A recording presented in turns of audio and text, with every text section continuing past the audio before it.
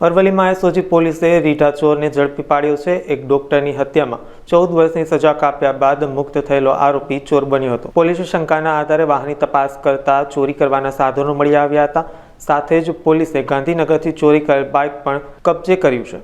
SOG પોલીસે ચોરીમાં વપરાતા હથિયારો જપ્ત કરી આરોપી રૂપસિંહની ધરપકડ કરી છે। હાલ આ મામલે વધુ તપાસમાં અનેક ગુનાઓ ઉકેલાય તેવી શક્યતા છે। એનડીપીએસની વિગત એસઓજીની ધ્યાનમાં હતી અને વોચમાં હતા ત્યારે શંકાસ્પદ એક ગાડી ત્યાંથી નીકળેલી અને એ ગાડી કેમ કે એનો ચાલક શંકાસ્પદ હતો એને કારણે થઈને એસઓજી એ ગાડીનું ચેકિંગ કરતા અંદરથી ચોરી કરવાના સળિયા અને વિગતો મળી છે।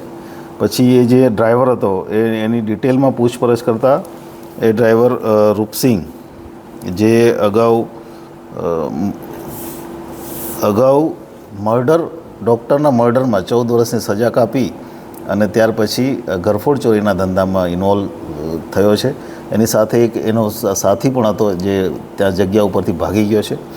આ ડ્રાઈવર પાસેથી એક ગાડી ઉપરાંત એક બાઇક પણ મળી છે, જે બાઇક ગાંધીનગર સિટીમાં આગલી રાત્રે જ ચોરી કરી અને અહીંયાથી એ બાઇકનો ચોરીમાં ઉપયોગ કરવા માટે થઈને લઈને આવેલા હતા।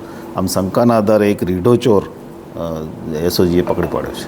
એ હજી એ કારણ કે ક્લિયર નથી, એ તપાસનો વિષય બનશે, કારણ કે એની પાસે જે થોડો ઘણો મુદ્દામાલ મળ્યો છે અમને, પણ મેઇન તો અમને હથિયાર મળ્યા છે અને એક બાઇક જે છે જે ગાંધીનગર ઓલરેડી તે જ દિવસે એફઆઈઆર દાખલ થયેલી એ બાઇક અમે અત્યારે રિકવર કરી છે।